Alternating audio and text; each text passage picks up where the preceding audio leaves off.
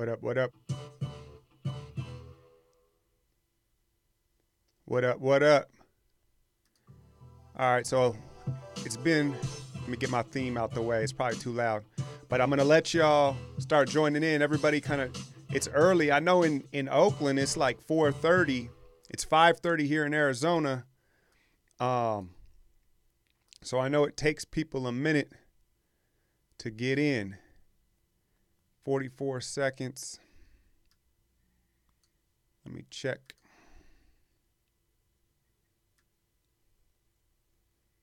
All right, y'all. I apologize if any of you watching. I'm just waiting here for a couple minutes. What I'm going to do is, there was a dope little promo for this. I don't know if y'all saw that. I'm sorry, not sorry. That ESPN, I want to credit them because they did a good job promoting this game. I'm going to cut, because I'm practicing for these live streams. I'm going to start integrating like graphics and like little edits and things that I've made up for the live streams as far as maybe like a matchup or a play. I'm going to start doing that, but I'm just figuring out how to do that in OBS. So again, put the comments in the YouTube. That's where I can answer questions and stuff. So right now, let me see if this works. Let me know if this works. I'm going to run this little hype preview here, all right? They were young and talented, a basketball power couple who could do almost anything together. Yet just as dizzying as their rise came the fall, an ugly breakup marked by bitterness, animosity, and cupcakes. This is the story of one of the NBA's most intriguing duos. This is Kevin Durant and Russell Westbrook, the ESPN True Hardwood Story. Even from the beginning, the partnership felt like fireworks. Westbrook with the thunderous finish. Thank you, Kevin Durant. And within just 3 years, Kevin Durant and Russell Westbrook were sailing into the finals. And while they'd lose to LeBron's Miami Heatles, it felt like just the beginning of something for Oklahoma City. I wouldn't want to play with anybody else. I wouldn't want to play for any other city, and hopefully we can get back. Of course, not everything that followed was perfect. There were trades, injuries, but through it all, their bond seemed unbreakable. In fact, when Durant chose Westbrook to induct him into Oklahoma's Hall of Fame, Russ said, quote, "It just shows that we're brothers. Me and Kevin were brothers for life." But for life turned out to mean until free agency. In the summer of 2016, Durant decided he was ready for his next chapter. The NBA waited breathlessly for Russ's response. What they got was an Instagram post that Sports Illustrated later revealed had a hidden message. In the Thunder locker room, cupcake was slang for a soft player. Russ was not just posting a photo of a baked good. It was the opening salvo in a Cold War that would send a chill through the entire league. For months, Westbrook kept the innuendo coming, never outwardly specifically criticizing Durant, but leaving just enough room to let fans infer, then never correcting anyone. There were the commercials for Jordan Brand, one with the tagline, "Some run, some make runways." There was also the first time the Thunder visited Golden State, when Westbrook walked into the arena wearing an official photographer vest, a troll of the look Durant had sported while taking pictures at the Super Bowl. KD, meanwhile, has tried to be more conciliatory, but when he called himself and Russ just, quote, "work friends" in Rolling Stone, the comments blew up. And by the time the teams met in Oklahoma City, the hostility was palpable. The cupcake game, when fans flooded the arena with signs, shirts, even a walking cupcake mascot. By the third quarter, this exchange. The timeout was called, words exchanged, kept saying, "I'm coming, I'm coming." A week later, All-Star. Tensions were high, so when Durant lobbed a pass to Russ during the game, the bench erupted and the entire league seemed to sigh in relief. Things got even warmer at the end of the season, when Durant actually called Russ to congratulate him on his averaging a triple-double. It all seemed to be going so well, until the tweets. Apparently not realizing he was tweeting from his verified account, KD criticized, among other things, the Thunder roster, saying it would be impossible to, quote, "win a championship with those cats." Durant apologized at length the next day, but is the feud back on? Well, you can judge for yourself. There's Russ's contract extension, the one he let sit for months before finally deciding that the day he'd make a long-term commitment to Oklahoma City would be Durant's birthday. And then, of course, there was the statement Russ chose to make with his clothes. Just a few weeks after Durant's tweet, he wore this shirt, "Adopt a Cat." And tonight, the teams will meet again. For better or worse, the relationship continues.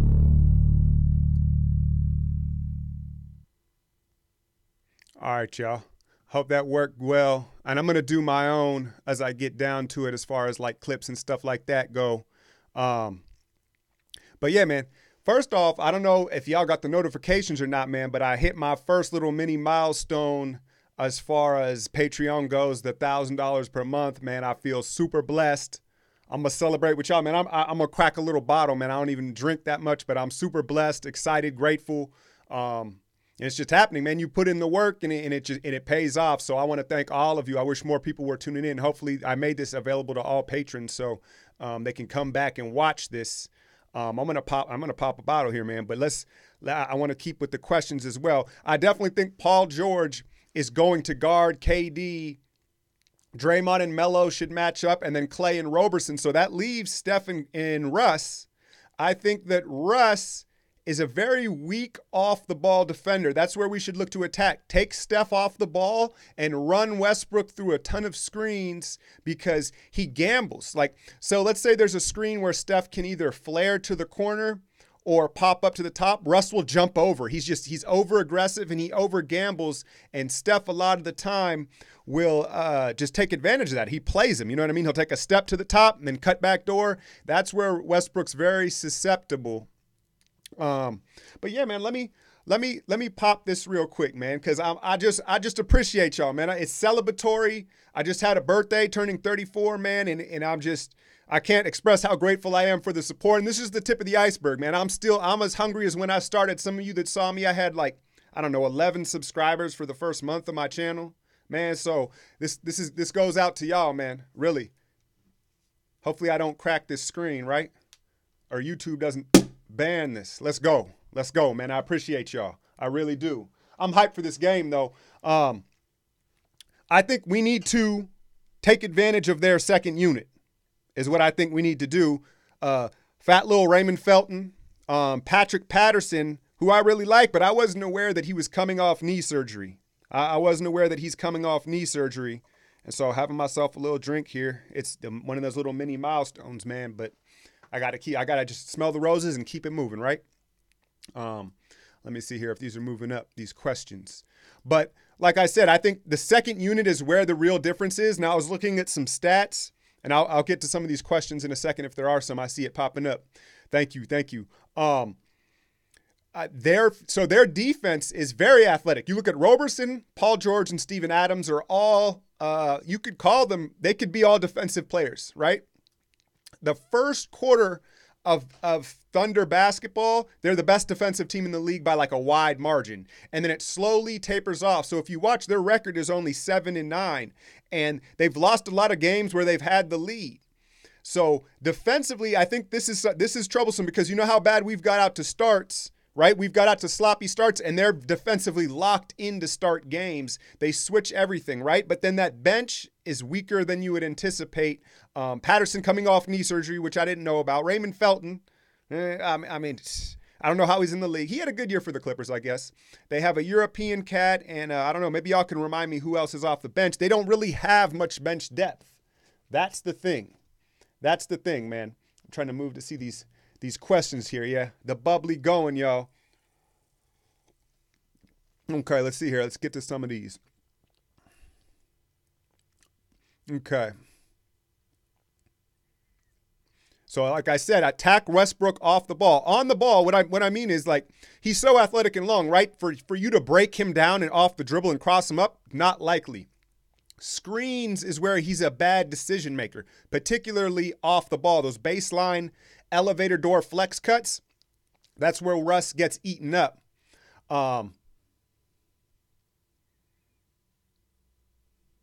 He's about to body Russ, right? I hope that he I like it, but if you notice, he's not finishing as great. He's getting to the line a lot, but I think he's not making as many of the shots because he's adjusting to a new style. I like it, but at what cost is it? I'm a little cautious of Steph's new kind of bowling ball act in the lane. He doesn't hit the ground Like watch when KD hits the floor. He hits the floor like 5 times a game. He's one of those guys like Monte was. He's like a cat. Like he kind of just he never gets hit flush. Knock on wood, right? But KD, he always hits the ground and kind of slides across the floor, or even when there's a collision, it's never flush. Steph, not so much. He's not as graceful as a faller when he hits the floor. So I just worry about that a little bit, man. Accounts, they should be better than they are. Exactly. They should be better than they are right now. I'm not a big Billy Donovan fan. I just, at Florida, college basketball is about recruiting, right? It's not really about coaching. I mean, you have a legacy, but all college sports is really more recruiting. I won't say that. Football, you got some X's and O's, but college basketball, I mean, I've always said, you look at all college footballs guys, right? And they're that big, jolly, red-faced, kind of Southern-looking dude. And then all college basketball coaches look like goons, like mobsters, right? It's a funny contrast of collegial coaching. I don't know how I got on that subject. Thank you all for the congratulations, man. It just, it's grind away, man. And I can't do it without y'all. I'm not going to just flat out quit on, I work with high risk youth, and I'm going to taper off here through the holidays down to like probably one day every now and then. Cause I built relationships with these kids, so I'm not going to do them like that, but it's definitely going to open things up for me and just keep on working, man. I'm working on a soundboard and sound effects. Moving forward, I've got my camera thing figured out. Now this is on the webcam for the stream, but the focusing issues with my camera, I don't know if some of y'all were the ones pointing that out. I've got that squared away. Yeah, Alex, see, y'all know me with the pronunciations. I know he's a shooter. He kind of looks like Omri Caspi a little bit. He's more athletic, but I know who you're talking about with that dude, the shooter, right? That they weren't playing. They drafted him though. I know, man. No, I'm gonna be there. I have so many kids that I coach with. I was texting with the kid today, and shout out my boy Rich, but he goes, Coach, man, this guy told me I play like Steph. And I was like, I keep it real with him, man. And I said, there's a lot of things you can borrow from Steph, right? There's things that you implement in his game, but I wouldn't go into games with that mindset. He's more of like a Beverly, a Draymond, just a dive on the floor, intangibles guy. So that's my players, the kids that I've worked with. They love it that I keep it real, even if they don't want to hear it.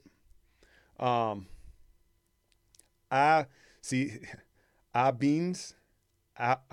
Bean. I see. I ain't even gonna do this live. This is ugly, but I'm an audible learner, and so when I hear them announcers say it a couple times, then I'll get it down for the the call if there is one, if he gets in the game. So I have a couple other little notes about this Westbrook. I heard, how many of you guys watch Colin Cowherd?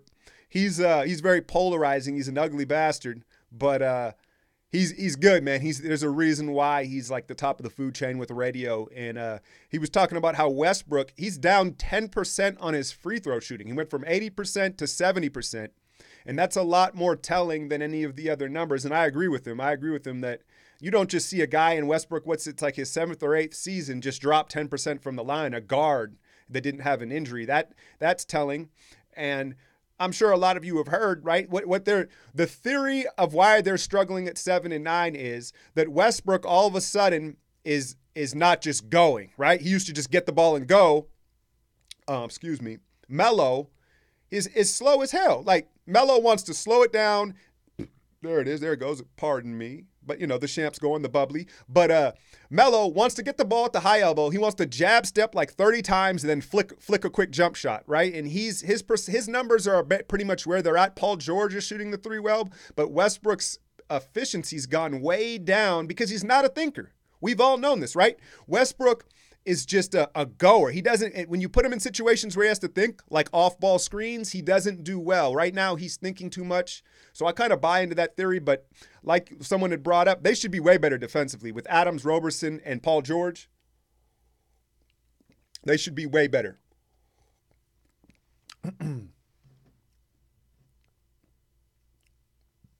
Right, yeah, no, he's very, and he even admits, I'm talking to Colin Cowherd here. Sorry, I probably should read the questions, but Colin, you're right. He has to cover such a broad base of things like football, basketball, baseball. He doesn't talk hockey. He tries to act like he likes soccer. So I get it. It's very shallow on the surface, but he does get, I like Broussard. I like some of the football. The guests that he gets are A-list guests. And what I do is I download the best of. and I'll speed through if there's a part that I want to hear. What did y'all think of the Lonzo Ball? I had that kind of clickbait video with, when he walked away from the scuffle. And I stand behind it, man. I got up. People were getting on me about that in different various outlets on social media. And I'll stand by it 10 out of 10 times, man. That reaction is completely unacceptable. Then he goes out and triple doubles. What is it, Sunday night? And Sunday night, they said, so they blew, who did they blow out? I think it was Denver. Did you see Mike Malone? Mike Malone is drinking again, y'all. Remember, so Mike Malone was our defensive coach. Was he our head coach? I think he was our defensive, like our assistant coach. He was with the Warriors during the Monte era. Then Sacramento hired him. He's a solid coach, but he got a DUI in Sac, got fired. It was ugly. Sobered up. Now he's the coach in Denver. The other night he ran out on the court like he had to be, how there's a fake restraint where people are like, hold me back, hold me back. Mike Malone had to be restrained and got thrown out. I think he got suspended for a game. I was like, Mike Malone's drinking again, y'all. Mike Malone's drinking. I don't even know how I got on that subject, but okay, yeah. So the ball thing. So they blew out Denver in the game where Mike Malone got thrown out. Lonzo, they basically, I know you got to say, how do you force feed a triple-double? So the 16 rebounds is 16 rebounds. I'll credit it for that, but there are rebounds where it's like a ball where Julius Randle could grab it, but he lets Lonzo grab it, that type of thing. But 16 is 16. But basically, they really played him heavy minutes, heavy usage to get a big stat line because they knew come Monday morning when the talking heads were arriving, everybody was going to be talking about him walking away from that little dust up, right? And it's just anybody that's hooped on any court. That's a natural reaction. I don't, I just don't take that back. The struggle is real. Y'all know I picked him for Rookie of the Year, but I'm backtracking heavy on this kid, man. And someone brought up a great point that LeVar is so dominant and such an alpha that it's really made Lonzo like too much just of a passive guy that's going to just let everything go, right? Because that's how he's had to be throughout his childhood. That's a good point.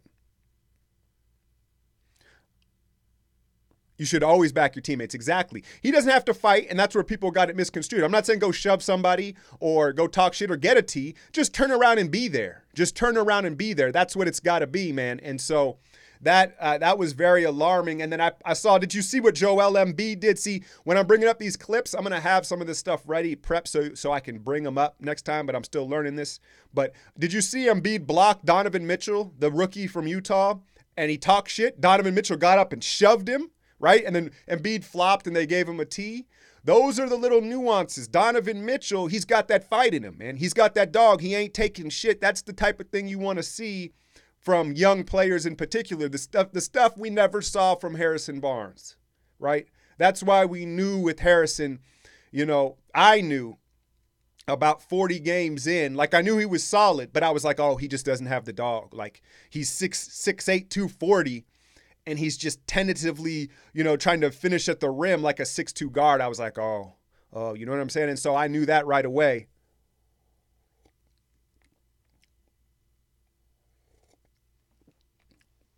Right, yeah. The YouTube cuts, and I'm actually working to get stuff on there and balance. It's, if you guys notice, the YouTube main channel ones, they're a little different, right? Because you have me talking head at the end, and I'll bring up some different points to try to, provide for you both content-wise. So, I advise you to check them out both. But again, the Patreon, the support, first milestone, I'm going to keep it moving. I'm going to have a giveaway here soon. I'm going to grab some jerseys, man, and give them away. The only thing I don't like, I love giving back to y'all. I don't like having to choose it or random generate it, but I'm going to figure out a way. I guess it's got to be a random generator and give out some authentic jerseys. I don't know about the Nike jerseys though, y'all. Do y'all want the Nikes? Them shits might tear on them in the mail. But I'm going to get some. I'll get the Big Four or something like that and give them out throughout the ongoing months here.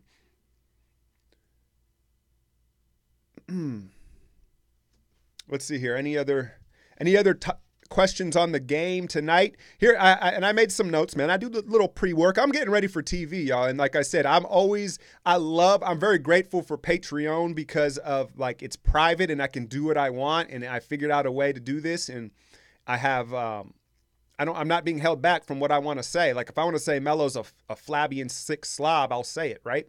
And speaking of Melo, I think that Draymond, a way he can take advantage of Carmelo, don't get me wrong, he's a handful in the half court one-on-one guarding him. He probably will get Draymond in foul trouble. But Draymond, what he can do is run the court, get the rebounds and push, and run when he doesn't have the ball. Because Melo, like I said, oh man, that's bad. I'm sorry, y'all. But like I said, Melo doesn't run the floor anymore. He doesn't want to play fast. So I think that we can take advantage of Carmelo in transition if he's matched up with Draymond. That's where he can look to attack Felton, attack Patterson coming off the knee surgery.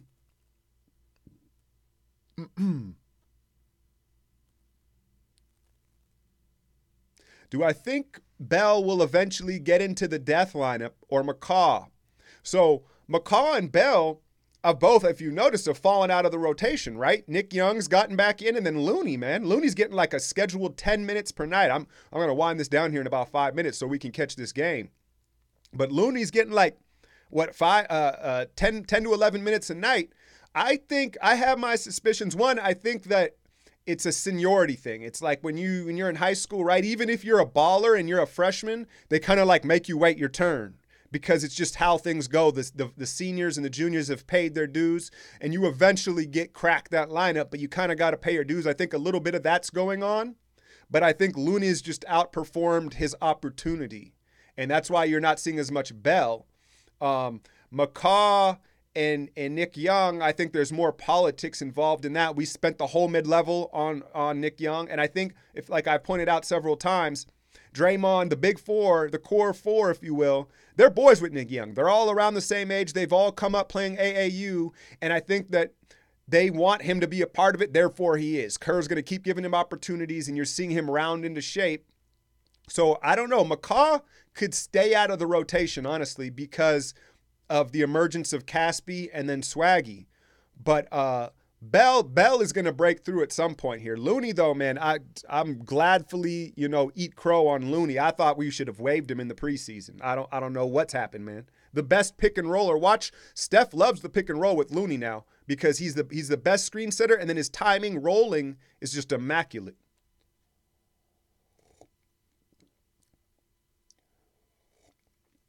Right? He has to do it. And it's funny how your strength is your weakness, right? And Looney, he's so slow, he has to think, right? Everything has to be done with timing and thinking and thinking a step ahead, right? And then you look at JaVale, such a freak athletically, he never had to think, therefore he doesn't know how to think on the court. It's that simple. JaVale is the one that's really going to fall out of rotation here.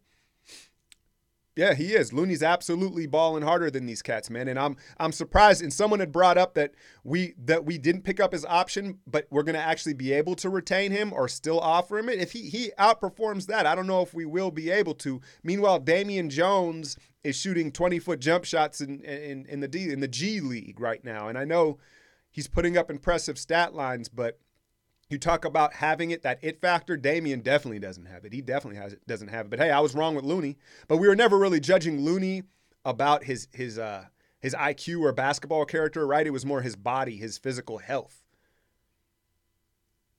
Right? I think that's what the word. They're going to try to sign him, but they didn't pick up the option. So he'd be a free agent at the minimum. I don't know if he'd take a discount or if he outperformed his, because I mean, he's not like wealthy, right? Looney's, he's probably worth a couple million, but he's not wealthy. It will be hard for him to pass up a bigger deal like you saw Livingston or maybe Iguodala did, right? He hasn't got paid like an NBA star player yet. So I don't know, man. And you know what did cross my mind? I'll leave y'all with this thought was, what if they're like low key holding Bell back because they want to retain him? Like they're like easing him along. They don't want him to like explode. And then all of a sudden, like there's no way we could keep him. I know I'm getting like way ahead of myself, but that's the type of shit that kind of crosses my mind. I'm always thinking like way ahead with the conspiracies. I don't even though I don't do the capology stuff. Let's see here. The Celtics or Rockets are the bigger threat. Man, I don't know. That's a good question. I think I'm leaning towards the Celtics, man. And The Rockets, I've said this, I'm on record, I don't like the Chris Paul shit.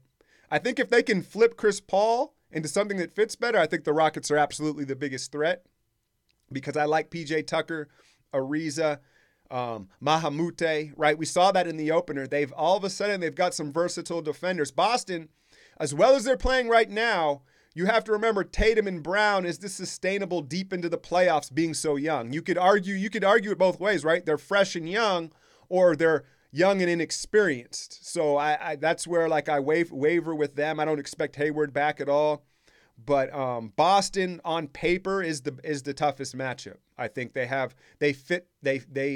match up the best against us, but they are young, and are they going to come out of the East where Houston, we're like almost guaranteed to see the Rockets, right? So that's where I stand on that. Again, watch Chris Paul be on the block, man. I know he's back now, but I just don't see it. We're wrapping up here. It's 6 o'clock here, so I think they're probably cutting to the court. I hope it's gonna be. It's probably gonna be Mark Jackson on ESPN, man. At some point I'm gonna try to do some live like over the air. I just don't know if I'll be in time with the gameplay because there's like a delay. So if I'm calling the game, it would be late. So I don't know how to get around that, but I'm gonna look into it. Okay, yeah, off to the Reddit for the game thread. See, I'm dialed in. I'm taking notes, and I'm trying to watch everything, so I lock in on the TV. But I appreciate y'all that checked this one out. Again, man, salute for all the support, the mini milestone. I really appreciate y'all, man. Let me see if I can roll out with the little Alchemy theme music. Let's go, Dubs. Let's get this one. Watch for our bench to dominate this. I'm out, y'all.